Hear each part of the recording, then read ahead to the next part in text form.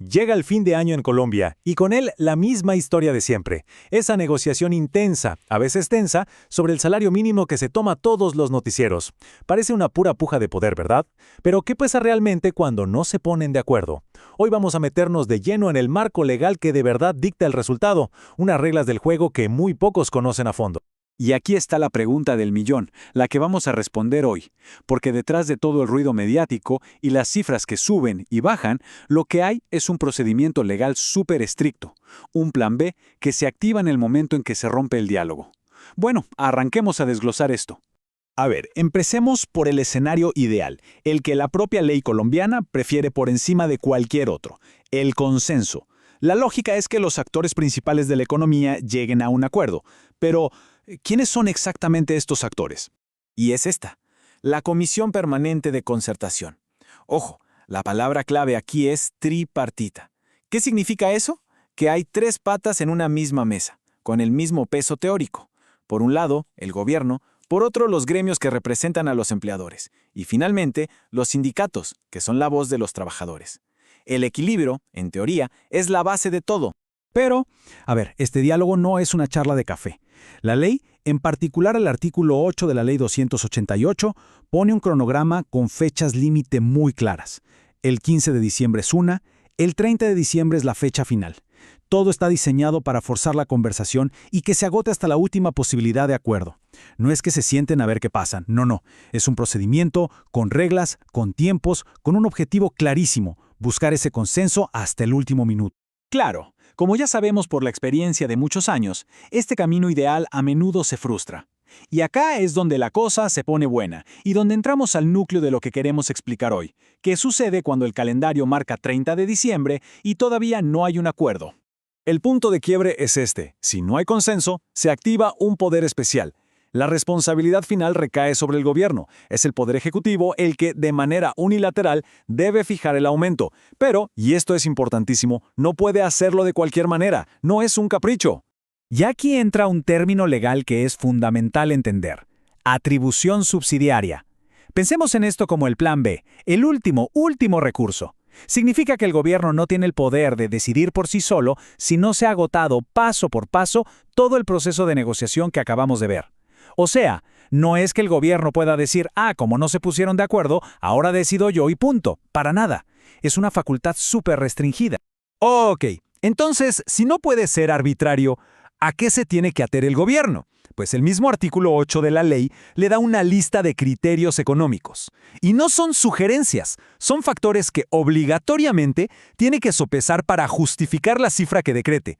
Y antes de ver la lista completa, paremos un segundo en el punto que históricamente ha generado más debate legal. La ley hablaba de dos cosas: la inflación del año que termina, el IPC, que es el dato real, lo que ya pasó, y por otro lado, la meta de inflación del año que viene, que es una proyección, una apuesta a futuro.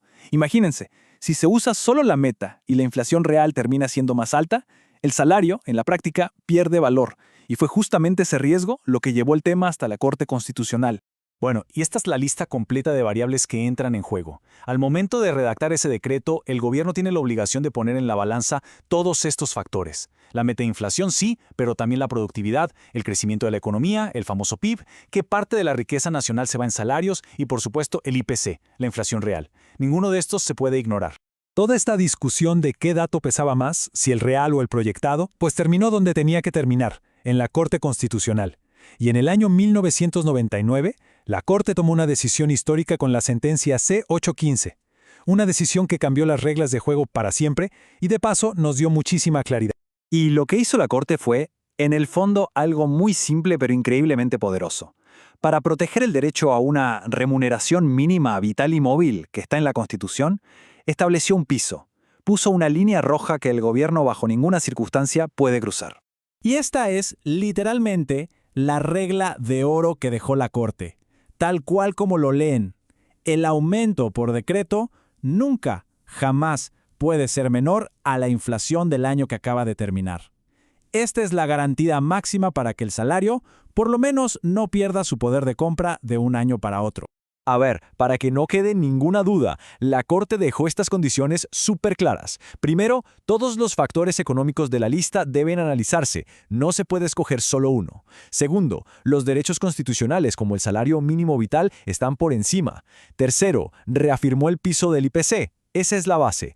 Y cuarto, el gobierno tiene que sacar un decreto motivado, o sea, tiene que explicar con pelos y señales cómo llegó a esa cifra, cómo ponderó cada factor. No puede ser un número sacado del sombrero. Ahora, para tener la foto completa y ser totalmente transparentes, hay que decir que esta decisión tan importante no fue unánime.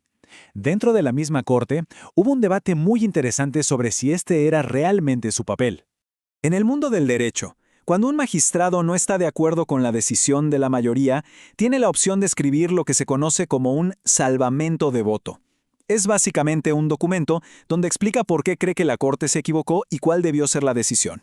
Y en este caso hubo salvamentos de voto. Y acá se ven claritas las dos filosofías. La mayoría, en esencia, dijo, nuestro trabajo es interpretar la ley para que, desde el principio, se protejan los derechos de la gente. Hay que prevenir el daño. En cambio, los que no estuvieron de acuerdo argumentaron, ojo, la ley como tal está bien. Si un gobierno la aplica mal, pues que se demande a ese gobierno y a ese decreto en específico, pero después de que pase en otra corte. No hay por qué cambiar la interpretación de la ley de forma preventiva. Son dos maneras muy diferentes de entender el papel de un alto tribunal. Bueno, después de este recorrido por lo legal, ¿con qué nos tenemos que quedar? Vamos a resumir las ideas clave, lo que es fundamental recordar sobre cómo se fija el salario mínimo cuando no hay acuerdo.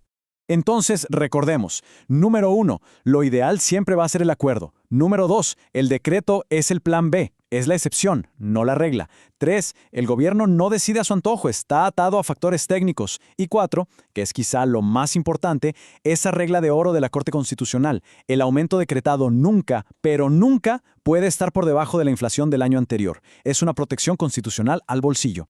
Y cerremos con una reflexión. Sabiendo todo esto, que detrás del debate público y la puja política hay unas reglas de juego muy claras, muy estrictas, con un piso mínimo que no se puede romper, ¿será que cambia la perspectiva sobre la próxima negociación de diciembre? Una pregunta que queda en el aire.